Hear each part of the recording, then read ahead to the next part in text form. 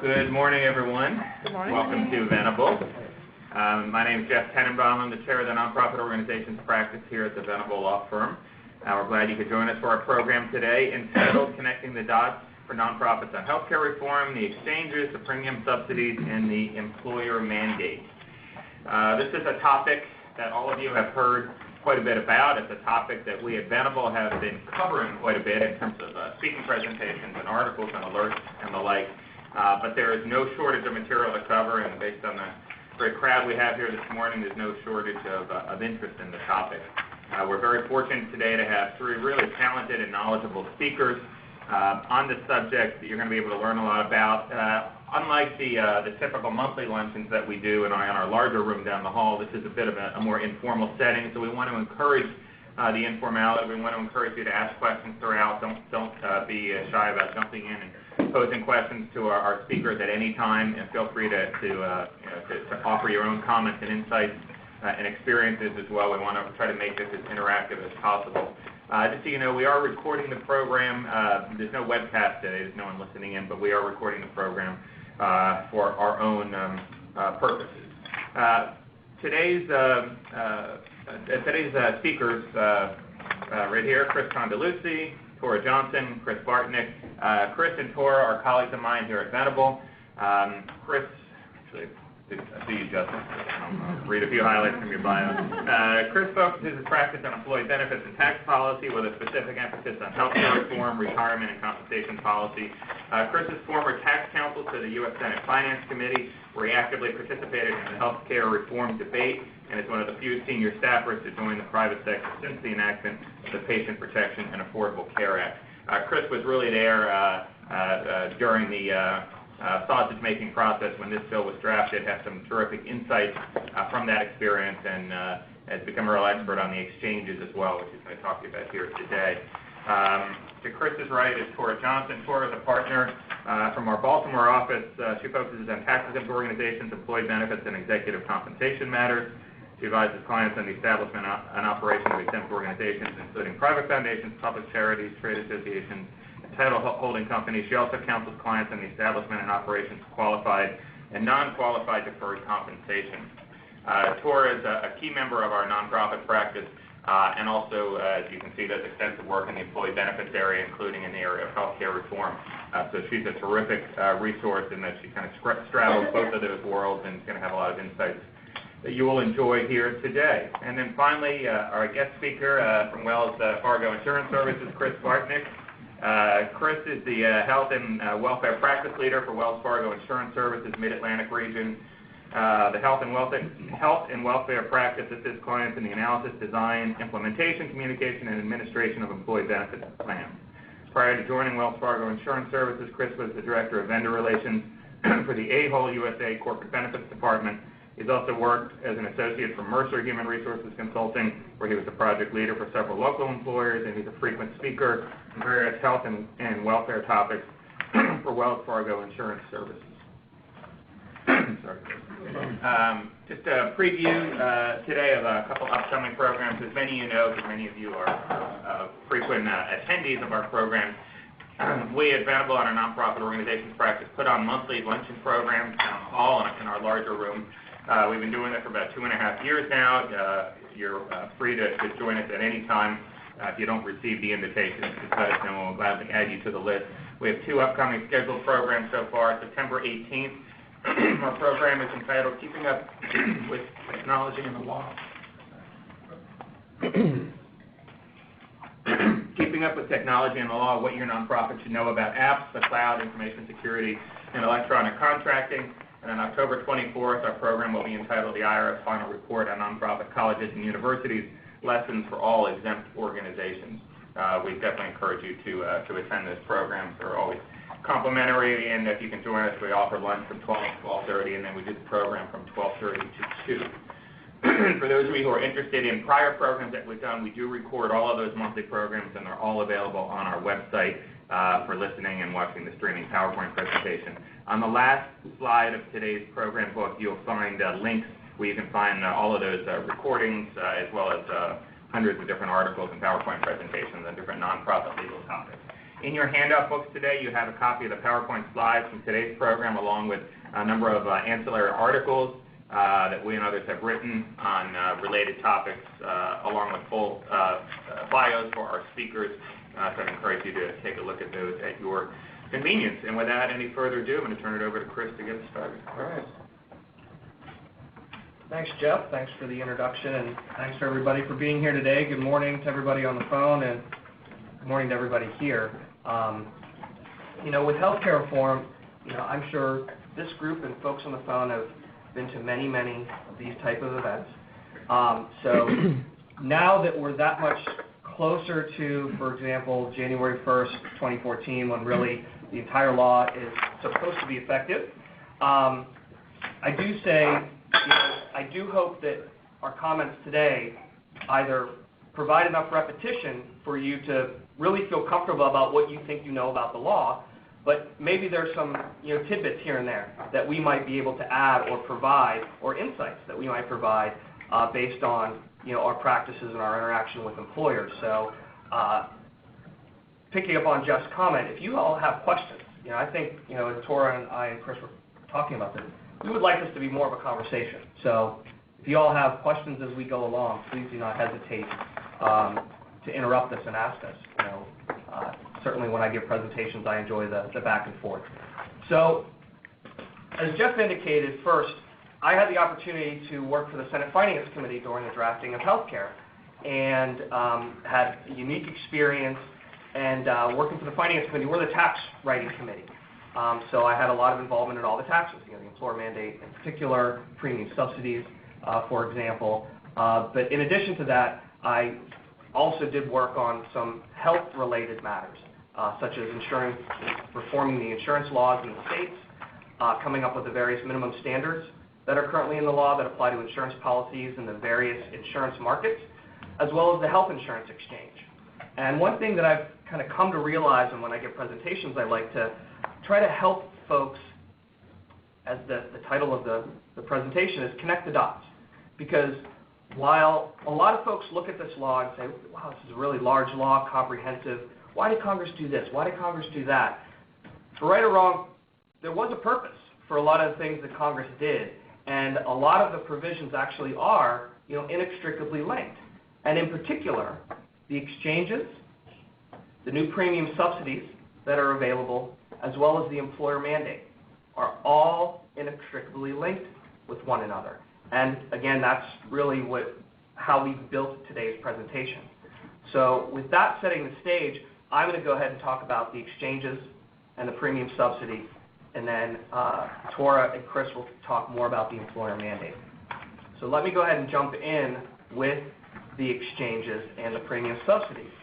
But again, let me first start with this slide, because when I give presentations on healthcare reform, I really like to start with this slide because I think it really sets the stage for the remainder of the conversation.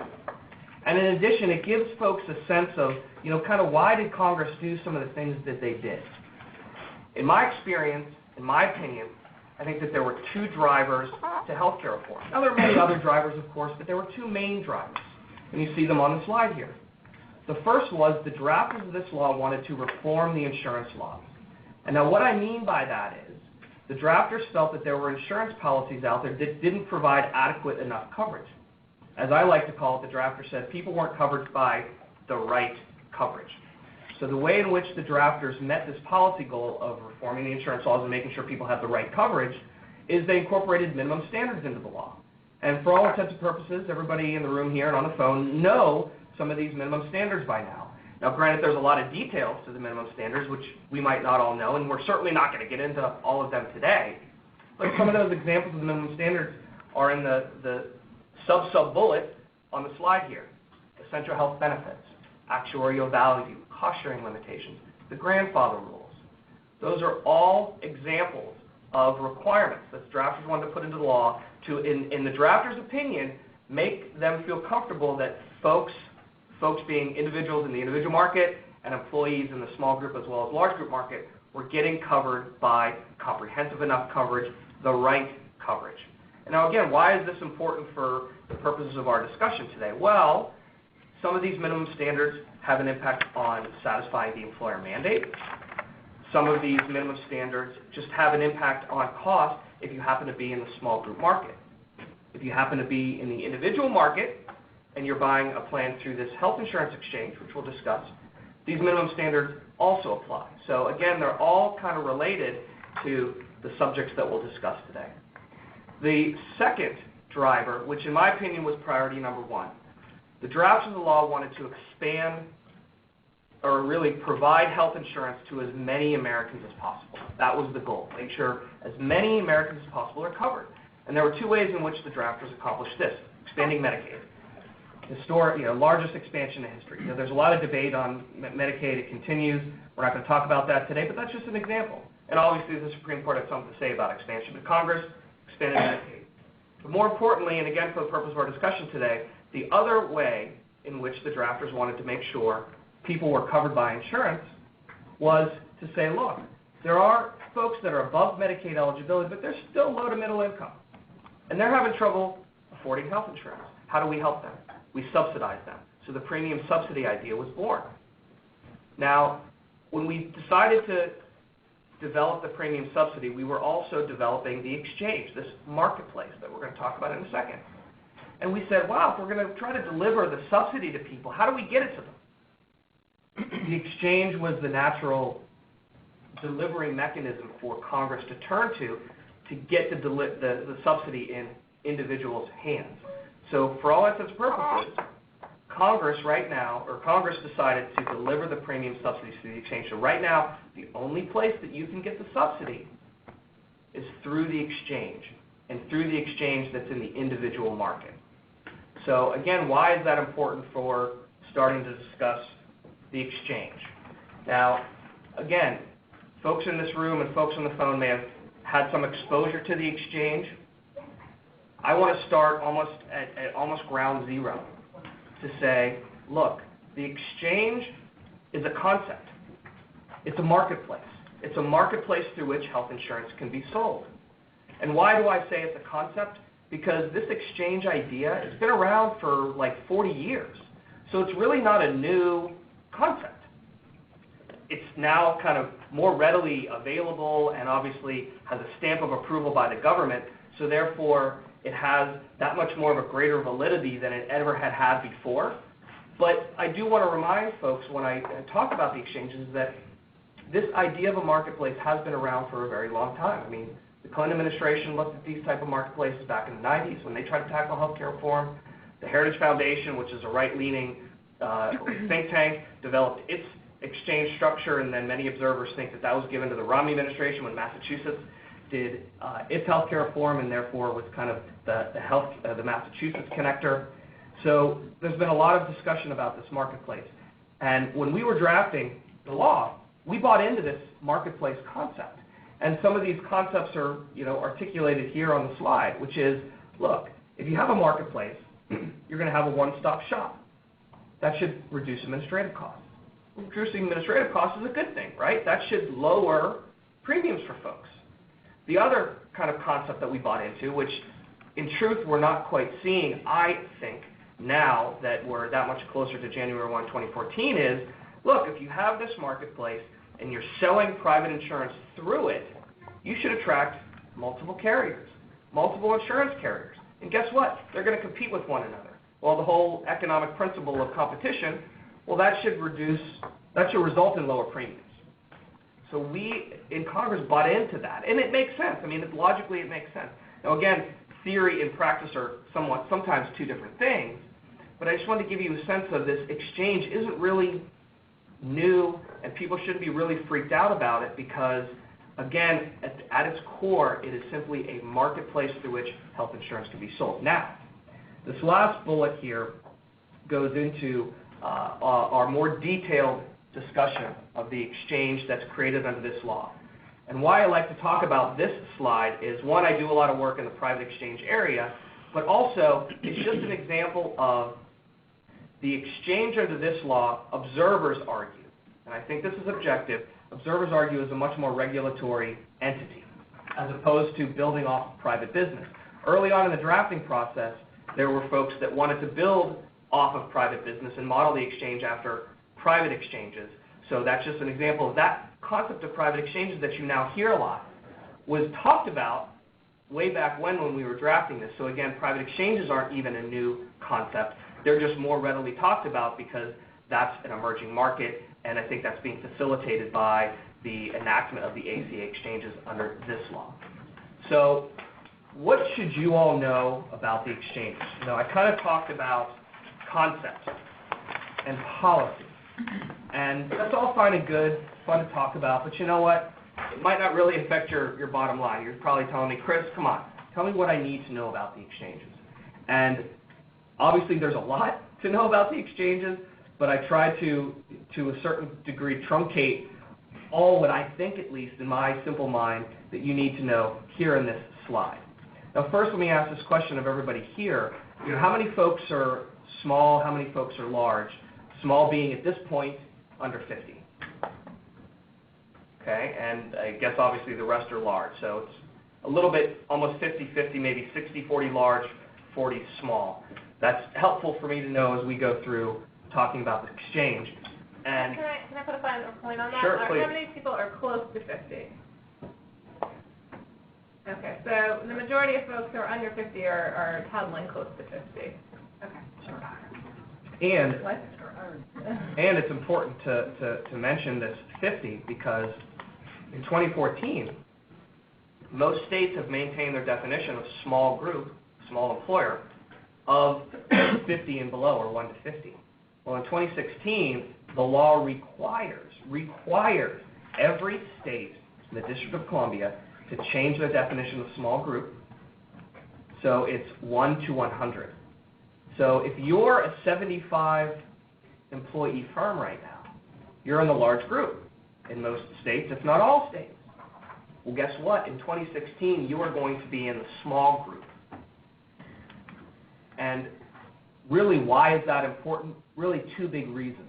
One is many of the minimum standards that I described in my initial slide here, the essential health benefits, the actuarial value, and the cost-sharing limitations, they apply to small group plans.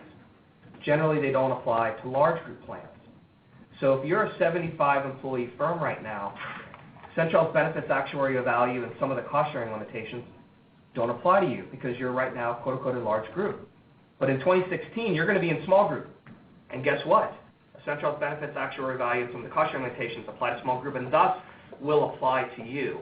So these minimum standards, you generally can't escape, and I don't want to use that term incorrectly, but you're going to be subject to requirements that you might not be otherwise subject to in a 2014 timeframe. Question. My organization is in the 90s as far as number of employees. Okay? However, on my 990, I report number of employees by number of W-2s I issue, which is usually over 100 because I have comings and goings. How will the Act determine how many employees you have, or is that yet to be determined? It's an interesting question, and it's been a subject of debate among the insurance carriers. Really, the definition of an employee for purposes of determining your group size. Now, let me just take a step back to say, a lot of the definitions of employee these days, there's like 10 of them, 10 different ones. So for purposes of determining your group size, so just focusing on that. For this purpose, for insurance purposes, not on the player pay penalties. Right. Just on the insurance Yeah. side. Just on this narrow issue, it's full-time and part-time is included in that count. So it's head count rather than full-time equivalent count. That's what most state insurance laws say. And that's how most insurance carriers are operating. And actually what they're even doing, the carriers that is they're almost relying on what the employer tells them. You know, they'll send a survey, and Chris, you might know this if you have experience with this. They'll send a survey, or whoever, the group that comes to them and says, hey, I want a quote. The carrier will go back to them and say, okay, well, what's your group size? And the employer will come back with their group size, and it will be on a head count basis. If the carrier has a reason to believe that they're lying or they're not being exactly truthful with that head count, then the carrier might dig a little deeper. But there's a good faith reliance even on the employer's representation to the carrier. But again, for just this narrow group purpose, what your size is, it includes both full-time and part-time, and it's a head count. Can I ask, the 30-hour-a-week business, that's for the pay or play, but not for this? That exactly. That's just that's a different The 30-hour is a solely different definition that Okay. one has to wrestle Okay. with as That compared doesn't apply here. for this purpose. And then what's the purpose of this changing from 50 to 100? The exchange. In short, Congress wanted more Somebody has to pay for it. more employers in small groups. That's really what it comes down to. Go ahead, Chris. Okay, sure. So, okay, question. Just to build on it, those rules will move to 100. Does the rating, the new under 50 rating methodology move to 100 also? Yes. Because that's a bigger deal from a practitioner. That's a very good point. Not all That's a very states have small group reform, Right. and now they're going to have federal small group reform, and it's going to extend folks up to 100. Okay. But I think it's really important, and I don't know how, it's just because it's so complicated, it's what Chris said. They use the same word is defined in different ways depending on what you're looking at. So when we're talking about this is really, are you providing essential health benefits? Do the market rating rules apply to your insurance policy? When we get to, and it's head count, you're not taking in part-time hours. When we get to the employer mandate and the penalties for not offering coverage or not making an affordable minimum value, then the size is 50, and you're including your full-timers, and then you're adding all the hours of your part-timers to decide whether you're at 50. So you add all the hours of your part-timers and you divide by 120 and you figure out your full-time equivalent. And I think from a practitioner's perspective, what you saw the carriers start to do last year going into the renewals was asking for an audit of enrollment and participation, because the game that brokers would play in the past, some brokers, is that, to get a quote to determine that size, you give a census, right? And you include part-time, full-time, everybody. And in certain industries where they couldn't meet participation requirements because they had a lot of people who didn't take coverage because they were younger or didn't want it for whatever reason, they would take some of those people off the census, send in the census, so it looked like they met 50, 75% participation. And so the carriers, they were always probably wise to that, but now they're being held to some of these requirements, and they have to get that information from their clients. Yeah. Right. Go ahead. I was just going to add that for the last 2 years, our carrier sends us a specific worksheet to compute this very thing. Mhm. I mean, they give you the formula, and you fill it out and return it. Yep. Yeah. I mean, they want to determine the size. Just in general, that's been the practice. But the new law and the new requirements that apply makes it that much more important for a carrier to understand what group you are, what group size you are, for purposes of the rating rules, as Chris mentioned, which is one of the minimum standards that I didn't describe, but making sure that the plan meets the essential health benefits if you're small group, for example, and just pausing for a moment on this participation minimum that Chris mentioned. And this goes along, though, with, I think this is very important for folks to know. I know we're getting in the weeds, but so right now, as I stated, until 2016, most states, if not all of them, are maintaining their definition of 1 to 50. So if you are 1 to 50, you are in the small group.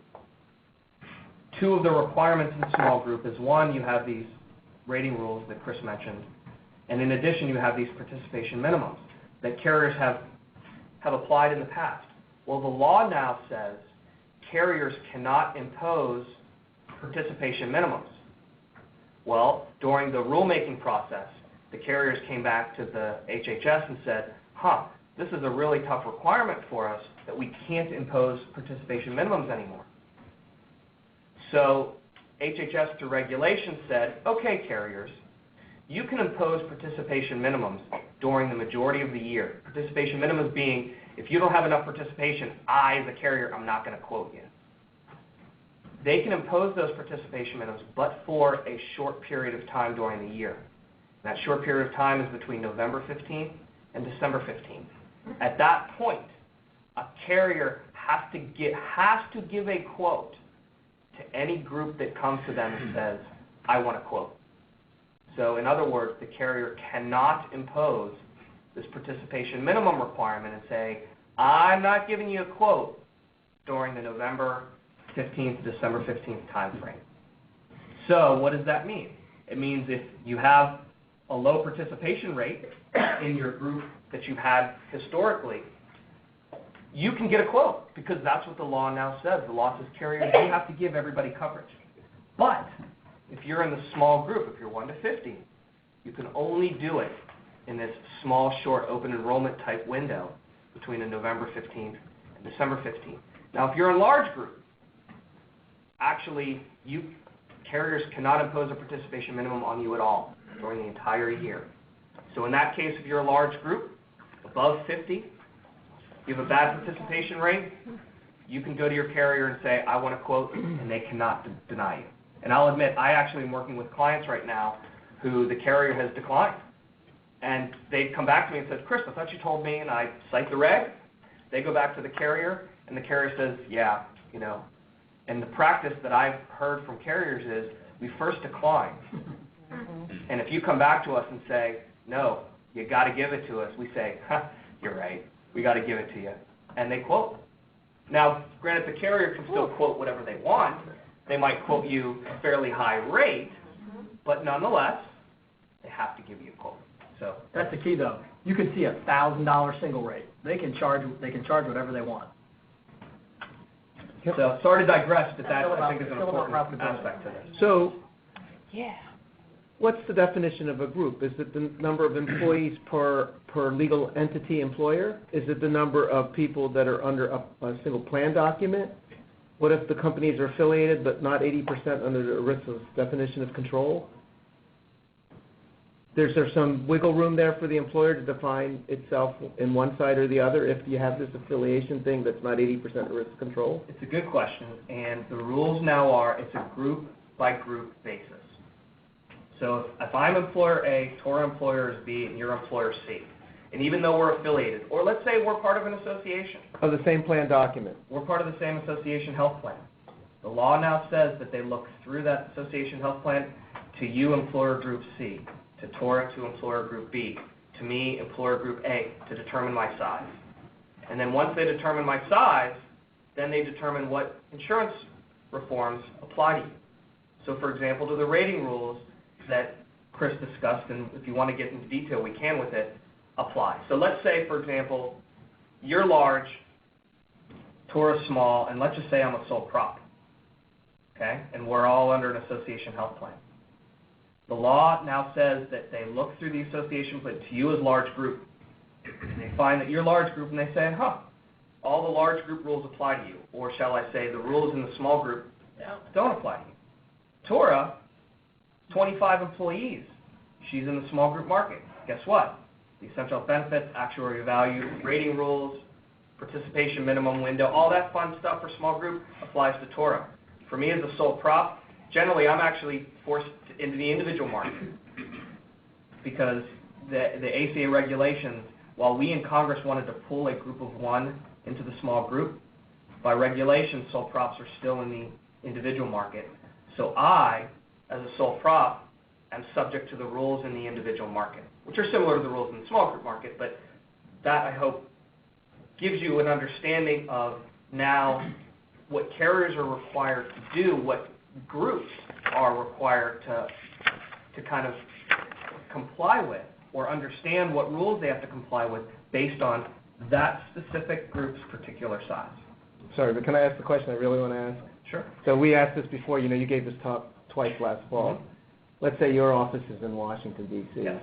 And I'm glad You know where I'm going? Keep going. Okay, and they have a closed shop, Mhm. and we're on the same plan document. And I'm not in Washington, D.C., but we're on the same plan document. Yep. Does she have to go to the exchange, or can she lop onto my plan document, which meets these minimum thresholds for value and effectiveness, or Yeah, whatever? and I'm glad you asked that question because it's a point of clarification that I wanted to make from the past. So for those folks who weren't at some of the other presentations, the question is just as the gentleman described. If you're a small group and you want to go to shop, if you want to go to the shop exchange, and you have an employer here in D.C., but you happen to have an employer in Maryland, or employer in Utah, for that matter, well, the rules say that the shop that will service that workplace can be the shop to which that workplace can go to. So what I mean by that is if I have an employer in Utah, that small group can go to Utah's exchange, shop exchange. You here in D.C., you go to D.C.'s shop exchange. So in that case, it's based on the work site. But the rules for rating purposes to determine what rates are for that employer in Utah and what rates for me as my folks here in DC, actually, it's based on the principal place of business. So, again, let me try to re-articulate that. For purposes of determining your rates, it's based on the principal place of business, your headquarters for your employer, even if you might have a work site in Utah. So if you're in DC, Utah work site, rates are based on DC, in the rating area here in DC. But for purposes of accessing the shop, it's based on where your work site is located. So my DC, my Utah example, that group can go to the Utah Exchange. Now it's going to be difficult because the Utah carriers might not know what the rating rules are, or the rating area, I should say, for DC. So there's still some gray area with regard to how carriers are going to navigate that, but those are the two specific rules. But they're not even going to be the same carriers. Correct. So you're going to have a co-op plan in Utah that an employee there might join. That's a private entity that's just on that exchange, and you're going to have Care First in DC, and the plans are going to be different. The rates are networks will be different. Yeah, that's an administrative nightmare. Correct. But I'm asking about DC with the closed shop. Still with the closed shop, it will be. You have no based discretion to leave the shop.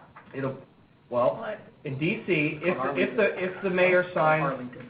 if the mayor signs the recommendation that has been proposed here in DC, they will make the shop exchange the only game in town. So a small group will be forced to go to shop.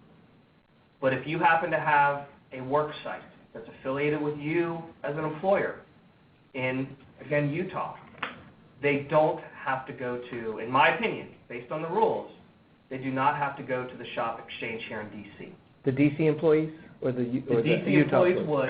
The The Utah employees would not. Okay. They could access the Utah shop exchange that services that service area, i.e. Utah. But the So bottom, what about internationally based employees? that's That's a even whole a kettle whole of world. fish. We have quite a number. And I'll admit, I don't want to even venture to answer your question right now because I might get it too convoluted. Right, And it's something that I haven't quite looked into because I haven't needed to. okay. But happy to look into that for you and help you. I almost want to say, if my memory serves me, that if you have international, that they're not taken into account for certain purposes. But again, We've heard that, that's what we've heard. don't quote me on that. And let But me, people aren't 100% sure, it's Yeah. just waiving, yeah. because it affects head count as well as services we Correct. provide, yeah. But let us look into that Right. one.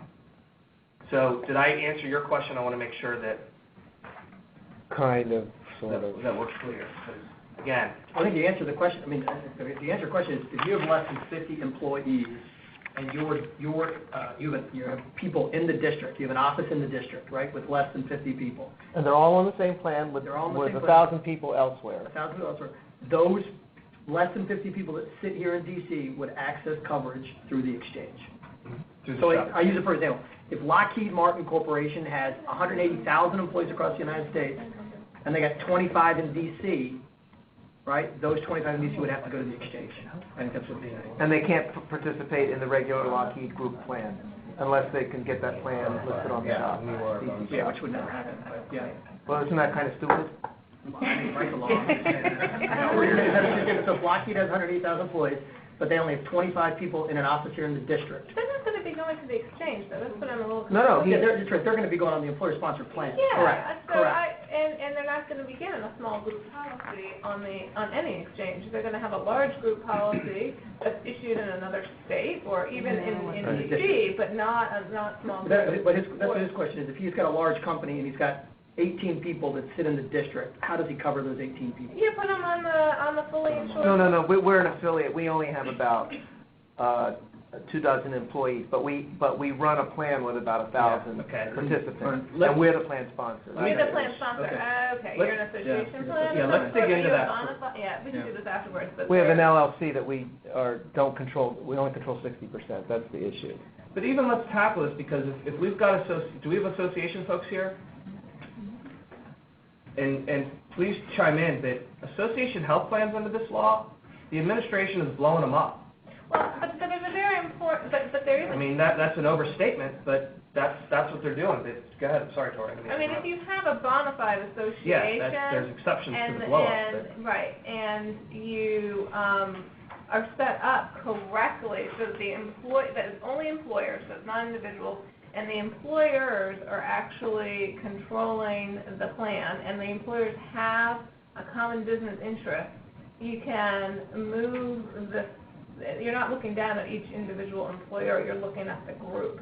But if you don't have a determination that you are, and it's hard to do unless you're a 501c6 organization, so you need a 501c6 determination letter, and then if you have any questions, you should be going to the Department of Labor to see if they will issue a letter that you're a bona fide association, and time is really of the essence to make that happen. And I've been describing it this way. Association health plans in various states could be an amalgamation of small employers. But because it's an amalgamation and they're under this association health plan, the state treats them as a large group, and thus all of the insurance market rules that apply to large group apply to that association health plan, and thus apply to the amalgamation of those small groups. Well, under this law now, and based on regulations that HHS has issued, they say, oh, no, state. You cannot look at those amalgamation of small employers as large group. You look through that association to each of the underlying groups, which is related to the answer to the one question that you had. The only exception to that rule is what Tora articulated, is if you are a quote-unquote bona fide association, you can maintain this large group status. But it's very difficult to be a bona fide association. You have to jump through a lot of legal hoops. And the administration, even in its regulations, in the preamble said, there's not a lot of people who are bona fide out there. So guess what, everybody? If you're an association health plan, you relying or taking advantage of being treated as large group, that generally goes away. So I think to your question, and really to the point that you're getting at is, if you have this affiliated plan that you're telling me about, you have 12 people here in D.C., in my opinion, if you are not bona fide, that association health plan generally doesn't exist in that the carrier will look through to you here in D.C., to the work site out in Utah, and treat you as two separate groups. If you're here in D.C., you have to access the shop exchange if this recommendation gets signed by the governor. Utah, as I described, as a work site, even though it might be affiliated with you somehow, can go to the Utah exchange. So that's an important distinction for everyone to know. If you think you're part of a large group, you might not be if you have an association health plan right now. The only way you do it is you get there through the bona fide association definition. And that's given by the Department of Labor? Correct. I mean, I even know carriers have been asking groups, associations that is, do you have a letter from the Department of Labor saying you're bona fide? And a lot of groups are saying, no, I don't. A lot of groups are taking the position that they are bona fide when really they are not. I know Tora has done some work. I haven't done the actual work, but I've had these conversations with folks actually helping an association become bona fide because they weren't before.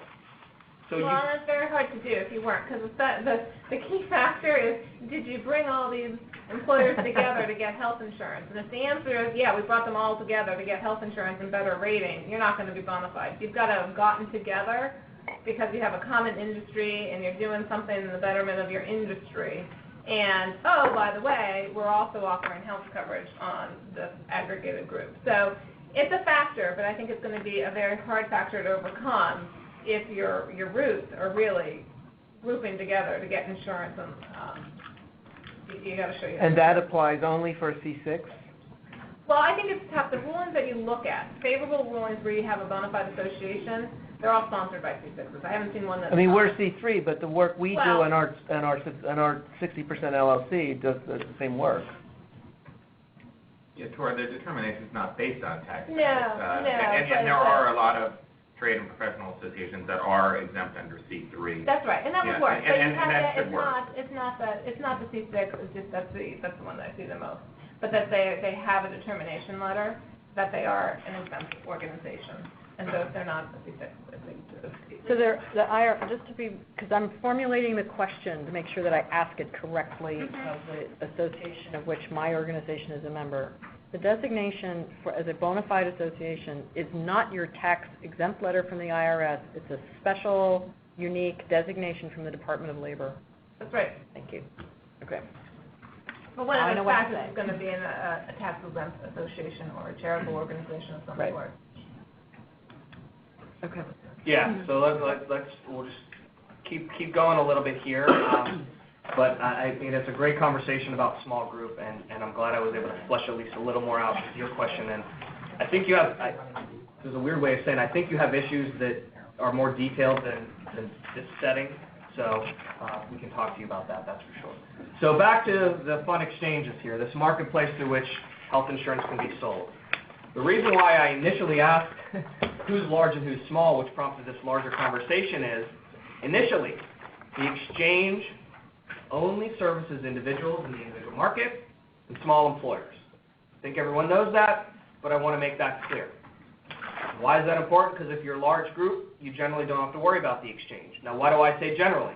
A lot of lawyers use that term, but it's actually relevant here because there's an exception under the law. There's exceptions to all laws, right? And maybe it's not so much of an exception, but it's an optional voluntary rule that was set forth in the statute that says a state in 2017 can elect to allow large group to be sold through the exchange. So, right now, large group, you basically don't have the ability to go to the exchange and buy a plan. But in 2017, if your state elects to allow large group fully insured to be sold through the exchange, you then will have the ability to go to the exchange and buy a plan. So let me put this in perspective. So the District of Columbia has this recommendation to make the exchange the only game in town. So right now, if you're small, I should say, you have to go to the shop exchange. Well, let's say in 2017, DC elects to allow large group to be sold through the DC exchange. And let's say similarly, the recommendation applies in the large group case. Guess what, large group folks who buy fully insured products in DC, you're going to the DC exchange. Now, I'm not saying that's going to happen. There's a lot of things that's going to happen between now and 2017, but that's just an example of a reality of how this rule could work and how a particular jurisdiction, DC being an example, can implement these particular rules. So one aspect that I throw out in this 2017 election issue is the federal government, as we all know, is operating, about 35 exchanges in 35 states. Well, Congress always intended the federal government to do what the states were directed to do under the statute. Well, will the federal government be able to make this election to allow large group to be sold through the federal exchange in a state if the feds happen to continue operating the exchange in past 2017? Maybe. Maybe they'll have that ability because, again, feds are supposed to step in the shoes of what the states are supposed to do. The statute gives this voluntary option to allow large group to be sold through the exchange. Maybe the feds, maybe Congress, well really it's an administrative decision. Maybe the feds say, yes, we're going to allow large group fully insured to be sold through the exchange. Now why is that important? Because all of the minimum standards that I described at the beginning, the essential health benefits, actuarial value, the rating rules that Chris mentioned, they right now don't apply to large group fully insured. But guess what? If this election is made in 2017, those rules will apply to large group. And that's a big deal. That's a big change, especially when it comes to the rating rules. It's a big shift from how premium rates are rated in the large group market. And so, Chris, if the state makes that election, I'm assuming then that'll apply to large group policies sold both in and outside of the exchange. Yes, thank you for that. These rules, yes, all apply equally inside and outside of the exchange, both in the individual market, small group market right now, earliest come 1/1/14, and then if the state were to make the election inside and outside, which is also a big deal because, yes, if you're large group and you're saying, well, that's cool, I mean, I'm not going to go to the exchange anyway, even though my state allows it, notwithstanding, let's say, the DC issue.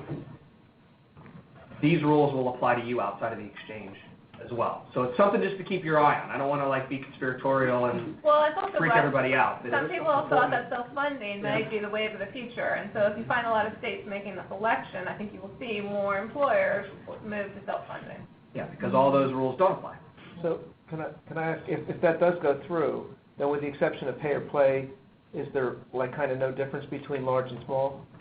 One can make that argument. One can make that argument that the rules now would be making large group look a lot more like small group. But the pay or play would still be the same as Yes. it is now? Okay. Correct. I'd say the only difference from that scenario is that larger groups would obviously be more likely to have the opportunity to self-fund. Correct. And depending on the jurisdiction, there are states that are trying to mandate reinsurance, specific reinsurance levels, so that, in essence, you couldn't buy reinsurance at a specific level, so on an individual claimant in a given year, below, say, $90,000 or $100,000. So if you're a small employer with 50 or 40 employees, you're probably not going to self-fund at a $150,000 specific level, because the risk of that one claim would blow up your entire plan. So the point of that is the larger employers would still have more choice in that type of an environment, so that separates them a little bit.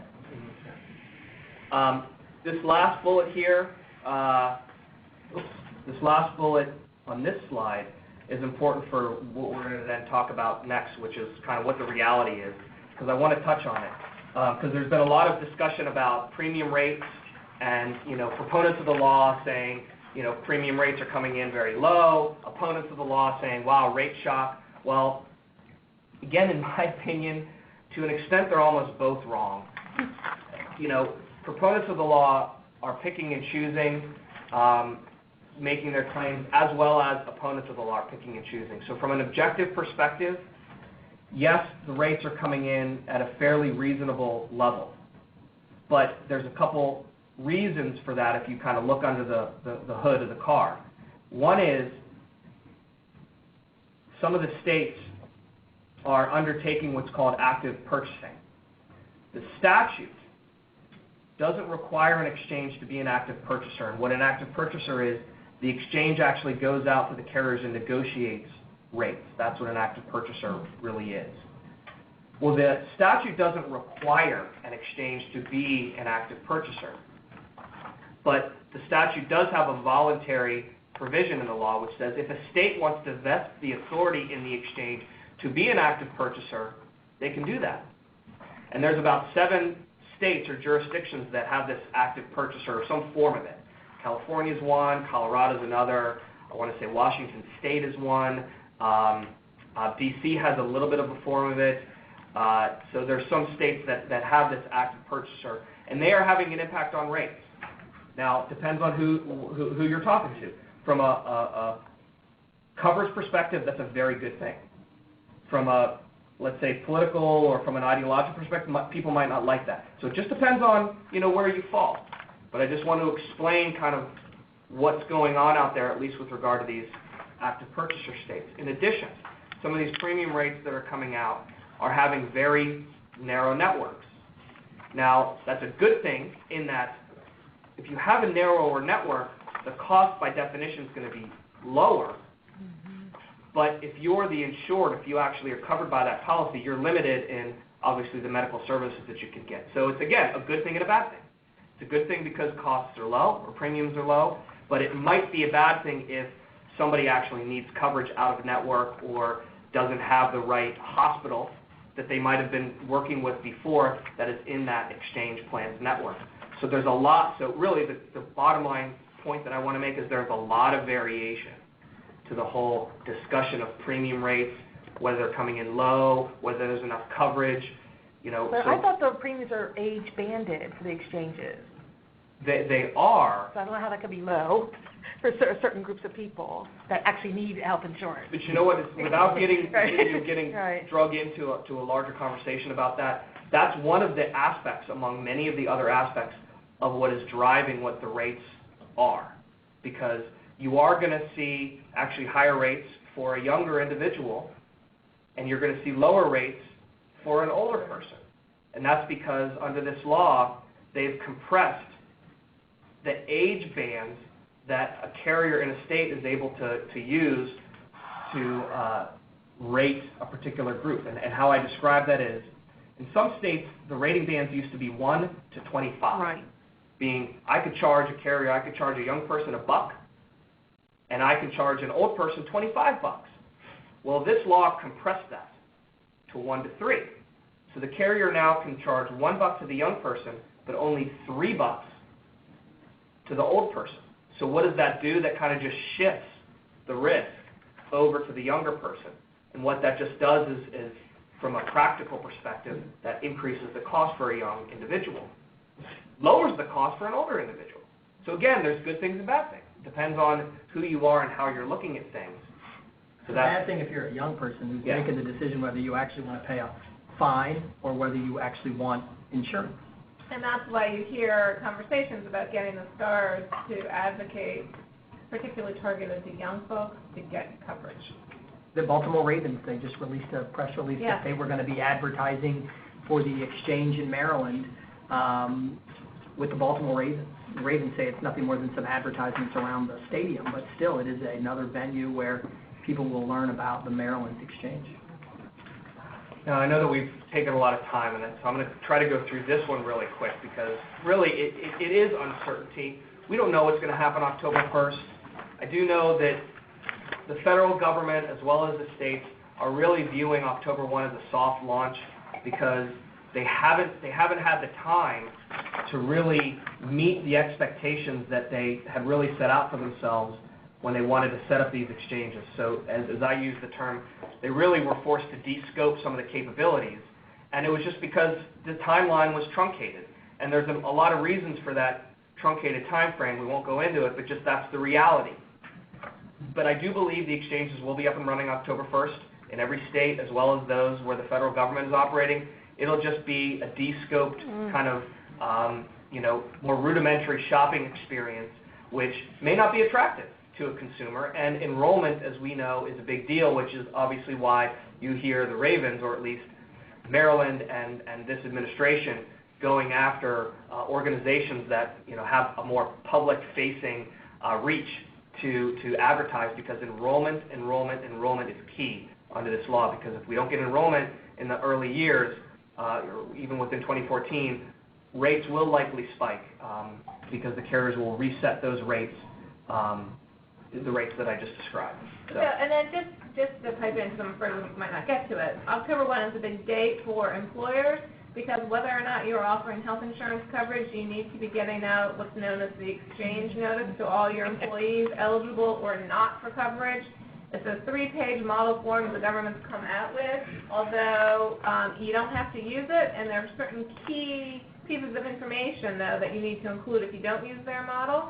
And there was a lot of angst when the notice came out, because the first page doesn't require a lot of employer input. The second page has spots where you're supposed to put in eligibility for employees and an eligibility for dependents, and whether or not it's minimum value and affordable. And then the third page needs to be tailored to employees, and it's really focused on the most tailoring on new employees and tell them when they would become eligible for coverage. Now, the third page is optional, so I would say up until yesterday, I knew very few employers who were doing that tailoring on the third page, and they're really just thinking, okay, we'll do the first and the second. And then yesterday, for better or for worse, the government came out and said, you know what, there are no penalties behind this notice. And I know a lot of employers who are now just using the first page and doing bare minimum, but putting a little bit, I mean, it's a communication piece. It's telling them how the exchange works, sort of. It's telling them that there are going to be exchanges. This is what open enrollment for the exchanges is going to be. And if you're offered affordable minimum value coverage from your employer, you're not eligible for a subsidy on the exchange.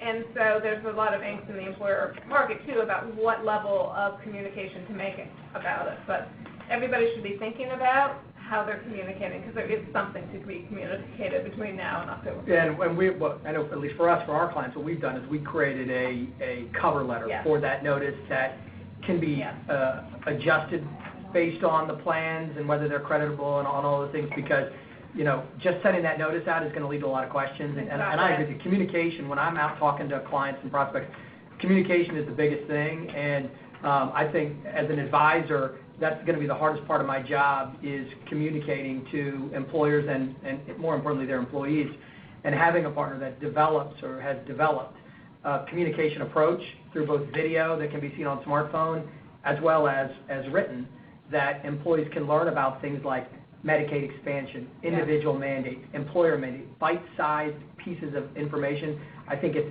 essential for you as employers to start getting those things out, because they're going to start seeing a lot and hearing a lot, and regardless of whether you offer coverage today or not, they're going to come to you with those questions because you're associated with health insurance as an employer. It's just the way it is. Excellent point. An excellent segue into this slide, and it's focusing on the premium subsidy. You know, again, when I talk about the exchange and the premium subsidies, I do say this, because I do believe this. Your minds differ maybe, that the exchange and the premium subsidies are the biggest drivers and will have the biggest impact on behavior. Behavior under this law. Yeah, you know, no underwriting based on pre-existing conditions. You got to accept everybody for health insurance, Medicaid expansion. All that stuff is good stuff, depending on, you know, your ideology, and important from a talking point perspective. But you know what? Those provisions aren't going to have as big of an impact on behavior as the exchange and the premium subsidies are. Now, why is that the case? Well, the premium subsidies are dollars. They are dollars for people that helps them buy health insurance. Now, what's important to know, and I think everybody around this room knows, and it's related to what Chris just said, and it's my general rule here. If an individual is offered an employer-sponsored plan, there's an exception to this rule, but don't beat me up on the exception because I'm not going to mention it yet. If you're an individual and you are offered an employer plan, you are not eligible for the subsidy. Now, why is that important? And it's related to what Chris just said, because I actually give this hypothetical. I'm actually afraid that someone's going to be watching, and now I can say it, watching the Ravens game, and they're going to hear on the commercial or whatever, the PSA, hey, premium subsidies are available, you can get one, and it will lower your premiums. And I'm an employee, and I said, wow, that's awesome. I can now get a subsidy for health insurance. They're going to do one of two things. They're not going to go to you as the employer or your HR person and say, hey, I just heard on the Ravens game that I can get a subsidy. You're going to have to go, guess what? We actually offer a plan that meets the minimum standards of the law, and so therefore you're not eligible for a subsidy. Sorry, that's not going to be a fun conversation. The other option, the other thing that the employee is going to do is they're going to go directly to the exchange. And they're going to go, hey, I just heard, subsidy. I want one. Well, the exchange is going to go, you covered by an employer plan? Yes, I am. Does your plan provide minimum value, and is it affordable? How the heck do I know? We got to go find that out. There's another process related to that, but those are, I think, real situations that could happen, and then it comes down to really communication. It's really incumbent upon employers to communicate to their employees what they're eligible and what they're not, because they're going to hear stuff, as Chris indicated and as I mentioned, that they're going to think that they're eligible for things that they might not be. So that's just important for folks to understand. And it really, back to this behavioral, segues into this slide, and then I'll finish my comments, which is the behavioral changes. Again, premium subsidies, dollars, that really drives a lot of decision making, which is why you hear a lot of surveys say small employers, a lot of people say, well, small employers are just going to drop coverage and let all their people go to the exchanges and get the subsidy. I think that's a real possibility, and that's because what Tora and Chris are going to talk about is they're under the magic 50 employee threshold and thus are not penalized for not offering coverage. So therefore, there's really no incentive, arguably, for financial at least, for them to offer coverage. Now, what are the other incentives? Well, the whole employee benefits of attraction or retention, blah, blah, blah, blah, blah. But that's a behavioral change which is going to be driven by the availability of these premium subsidies. Now, this verification process, which is this second sub-bullet, is very important too. It's related to what I just described of the employee hearing at the Ravens game, I can get a subsidy, they go to the exchange. Well, what does that trigger? That triggers a verification process. Now, what I actually say to self-insured large employers who say, I don't have to worry about the exchange at all. I'm large, I'm self-insured, I'm never going to interact with the exchange. Well, guess what? You are going to interact with the exchange, and this is why. an employee happens to go to the exchange for one reason or another, this verification process is triggered. The exchange needs to determine whether they are covered by an affordable minimum value plan to determine whether they are eligible for the subsidy. There are certain ways in which this verification process will work. I'm not going to get into details of it, but it's there. So you as an employer will have communications with the exchange in some way, shape, or form. And as the government let us know, I think it was last week, there are new proposed regulations where you will also be interfacing with the IRS to explain to the IRS what offer of coverage you are making, whether you are large or small. There's more information if you are large because it will help determine whether or not you're subject to a penalty. But even if you're small, you need to report on the coverage that you are offering so that the employer, as the IRS, can determine whether your individual employees are subject to a penalty for failure to have coverage. So there is a huge burden on employers coming down the pike. And the government is aware of that, and they've said they'd like to streamline, and they've provided comments on how to streamline that reporting, but they have acknowledged that it will be very difficult to streamline. And now what happens in 2014? What happens in 2014 now that the employer mandate has been delayed, the enforcement of it at least? So if you're, so let's set aside, I just talked about small, they may drop for financial reasons. Well, what about the large guys? Well, they're probably going to hold on to coverage because they don't want to be penalized.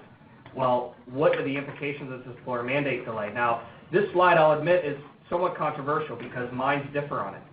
The Congressional Budget Office and RAND Corporation came out and said that the employer mandate enforcement delay will not have a big impact on employers, nor will it have a big impact on employees, nor will it have a big impact on the exchanges.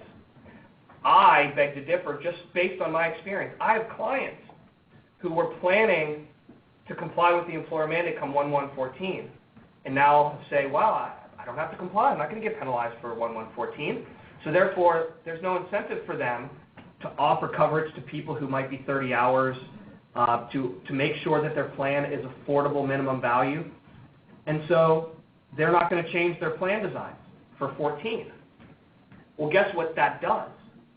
That makes an employee eligible for a subsidy in 2014. So back to my Ravens example, an employee is going to be listening to the Ravens and is going to go to the exchange, or could go to the exchange in 2014, and they're not being offered coverage, or they're not being offered an affordable minimum value plan by their large employer because their large employer hasn't changed their plan designs yet. And guess what? They're going to get the subsidy because that is an exception to the rule. But does DC have an exchange in place for 2014? Yes. Yeah? Yeah. They do? Yes. Sure. It opens in 2 weeks. Yeah. Try getting information by calling them on the phone. Just give a try. Well, I'd say though, based on a lot of the exchanges, especially the federally run exchanges and trying to get information, I think DC's actually released more information than what I've seen from a lot of exchanges. They've released rates, and every time they've released rates, the carriers have come back and reduced those rates from a competitive perspective. So we have a pretty good idea of what some of those plans look like. And to your point, I thought the rates weren't bad from a comparative perspective. So I think from a nonprofit perspective, that should help you all with some planning that I think you have to do, because you guys are a little unique.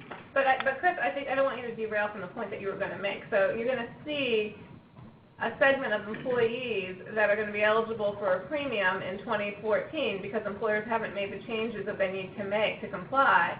We're going to have 2015, and they've got to comply, or they're going to pay really draconian penalties if they're not offering coverage. And so they put in, not only do they put in coverage so that they're not dinged with a $2,000 penalty for not offering coverage, but they make it minimum value and they make it affordable. Those employees are going to lose their eligibility for the subsidy. Correct.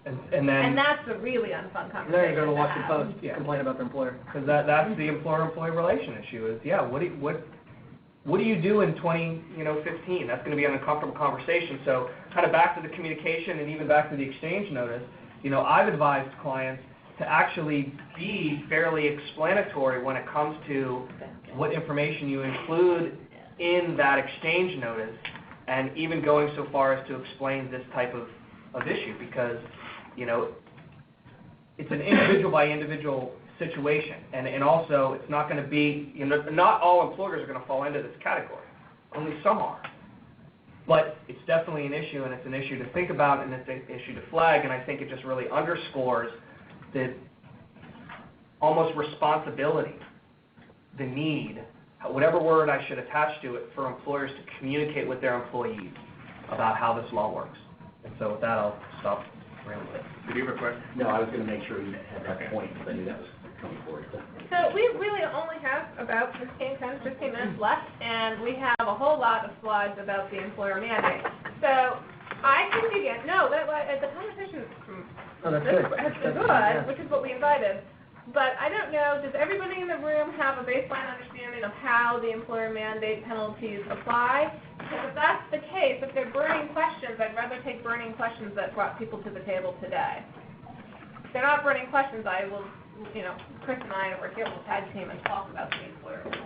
Yeah, and the one thing about employer penalties with nonprofits, at least, the dialogue about offering affordable, acceptable coverage traditionally is not a nonprofit problem, right? I mean, that's the value proposition. Most of the nonprofits that I've worked with over the years have very generous medical plans, right? In fact, from our survey data, actuarial values well over 85, 90%, right? So and traditionally they pay 100% of the single coverage, and the family pays the delta for participation in family coverage, right? So right there, no affordability issues. Yes, no affordability issues. Where I see that being problematic, right, is twofold. One is Cadillac tax, right? I see that problematic because the cost of a plan isn't just based on the plan design, but it's also based on claims experience. Nonprofits are notorious for people coming and staying for a very long time, aging in place, and when we age in place, we use more care, so our costs go up. But the other issue that I think might be an interesting thing related to Chris's point around migration and the way people buy coverage. If I was a family working for one of my nonprofit clients and I was paying $1,200 a month to cover my spouse and children, right, I would probably go and look at the DC exchange, even though I wouldn't qualify for a subsidy, right? But I would go and look at a bronze plan that costs $200 a month from Aetna or Care First, and say, even though it's not tax deductible like my contribution is through my cafeteria plan, man, I'm saving a lot of money, right? So I may at least look at that as an option. And what that means for you is you might see certain spousal dependents on your plan who are better risk than your employees going away, so that at your next renewal, when they start looking at the people that are on your plan, your demographics get worse, and your claims get worse, and your plans go up. And then you start getting your own mini death spiral, right? Your own mini adverse selection. So those are all things, at least from an insurance person's perspective, that you need to be thinking about as you analyze your plans and your strategies related to those changes. Because that's what I see as downstream issues for nonprofit organizations. So that goes back to the conversation that we've been having, which is communication with your employees. So somehow you've got to differentiate the coverage that you're offering, which is, I've never seen an employer plan that's at 60%. That's a new concept. They're all higher than that, unless you're talking about... I can show you my plan. Well, I mean, even a hospital health plan is much better than that, typically speaking. So there's going to have to be, again, that goes to the communication strategy with your employees, so that they know if they have to be exchanged, what the difference is. Right, and then the other issue I'd say is the whole dialogue about, even if you're small or large, doing away with coverage, right? That sounds great, and your lower paid employees would be eligible for Medicaid in an expanded state or subsidies on an exchange. But anybody over 400% of the poverty level, and there are a lot of people in Washington, D.C. that work for nonprofits that make over 400% of the poverty level, they get no exchanges. So if you're a family of 5 and you go to the exchange because your employer doesn't offer a plan, and you have to pay $25,000 to $35,000 a year on a post-tax basis for a silver or gold plan, or platinum if you want to match what you have today, that's not a very fun story to tell your employees either. So there's got to be some makeup of compensation most likely. So as you think about your strategies, you need to be cognizant of all the costs that are going to impact your employee-employer dynamic, right? Because that's not, I mean, I know how I'd feel if Wells Fargo came to me and said, we're getting rid of coverage, sorry about that, go to the exchange, and by the way, you don't qualify for a subsidy. That's a tough message. So communication, again, I think communication is the most important part of this whole this whole process over the next 60 to 90 days. And it's going to be important that you go to, if you have an advisor, you should go to your advisor when you get back to your office and call them and say, what are you doing for me to help me communicate this to my employees? Chris, can you speak to like a long-term plan?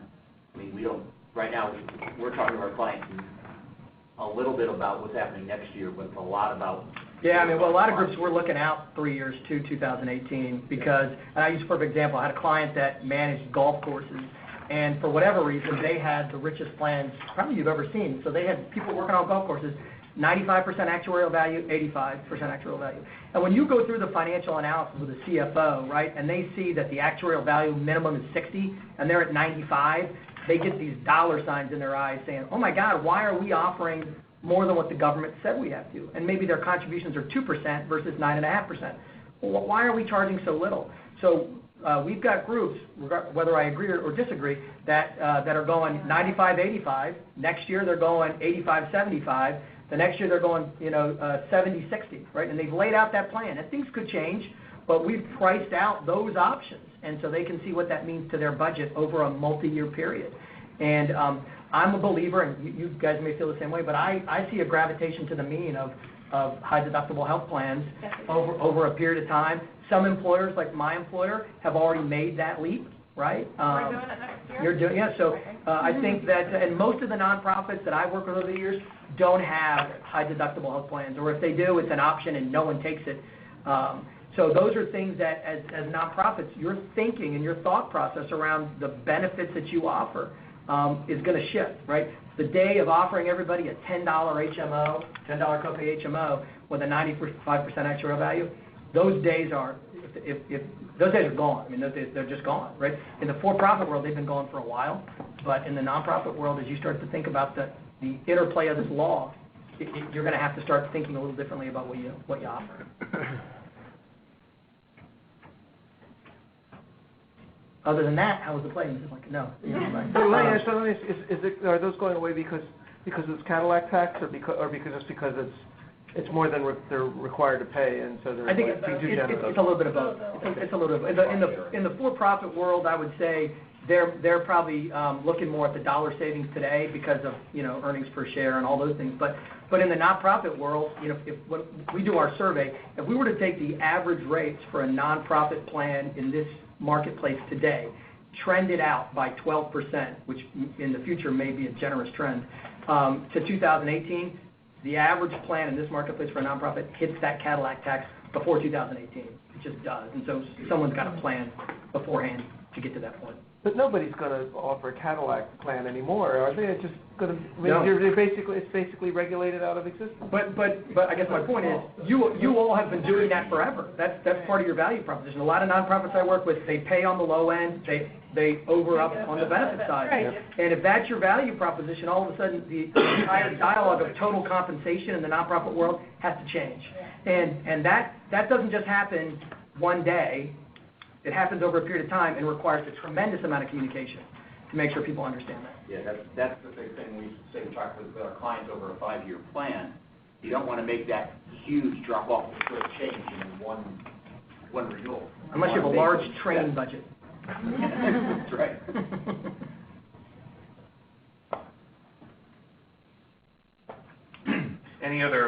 Any questions, any other topics you want Chris and Tori to cover for the last 5 minutes? I have a question. So the affordability criteria and the minimum value criteria, that is only applicable to the self-only coverage? Or you mentioned the other coverage levels. One of the challenges we have where I work is we're very generous on the individual level and what the employer pays for premiums, but we are behind the trends of what other employers pay for family coverage, so we don't pay nearly as much. So family coverage at where I work really isn't affordable. That's an excellent question, and actually, good news for you on that piece as far as the affordability, because that's only pegged off of, if you offer more than one option, it's the lowest cost option, and it's for the employee only. Okay. So let me just jump in too, just back to my comment of behavioral changes, because we didn't touch on this family glitch. I'm sure you might have read the family glitch, which is drawn from the issue that you just raised, which is an employer is only required to make sure that the employee-only plan is affordable. They do not have to make sure that the family plan is affordable. So actually, I like to say is, you make the employee-only plan affordable, and you can kind of charge through the nose if you wanted to for the family. You don't have to make that affordable. Well, guess what, though? If you, as an employer, do offer that self-only plan that is affordable, you lock out the spouse and the dependent children, if they're there, from accessing the subsidy, solely because that family plan is unaffordable to that person. So I actually use myself. I have a 1-year-old, a 4-year-old, and a wife. I'm here at Venable. Venable only offers me an employee-only plan that's affordable, but my family plan that's offered to me here at Venable is unaffordable. My wife and my children are locked out of going to the exchange and accessing the subsidy. Even though my family plan... But it's not going to be subsidized. Yes, and they can't get the subsidy. They can go to the exchange, but they can't get the subsidy. They just can't. They go to the exchange, but they have to pay retail. Correct. Yeah. And now, why might that be important from a behavioral perspective? Some employees might be going to an employer saying, hey, your family coverage is unaffordable to me. The employer comes back and says, hey, I'm complying with the law. They say, wow, I might go down the street because the employer down the street doesn't offer family coverage. They only offer employee coverage. Because if you're an employer and you don't offer family coverage, then my family will be eligible to go to the exchange and access the subsidy. So you might have employees going to the employers and saying drop family coverage or drop coverage, or I'm going to leave you because this premium subsidy is a big, big draw for me. It's not going to happen with everybody. But again, it just underscores the behavioral changes, and especially this family glitch, which is really odd. Although to avoid, if you're large and you're trying to avoid the no coverage penalty, you have to actually provide coverage to children. It's not that you have to make it affordable, but to avoid that $2,000 penalty. It doesn't have to be the spouses, but children have to be covered, have to be offered. I think for right now, the Cadillac tax kicks in at 2018 at $10,200 for the individual and then $27,500 for the family. Do you see that going up as we get closer to 2018, or? No. It's in the statute, so it would have to. That's it. Does it index, what is An the index index? thereafter, So but it what, doesn't. CPI or There, versus the medical trend of 12 or 13%, right? I think it's a CPI plus 1%. For a couple of years, and then it drops down to CPI, or it drops down to GDP. I can't remember what the index is, but it definitely indexes past 2018 once it becomes effective, but the statutory numbers that you just mentioned, I do not see changing at all between now and 2018. So my only problem with that is you could have really bad benefits, but really bad demographics and costs, and you could still hit the Cadillac tax. Yeah, you're going to have to just start getting rid of those bad risks.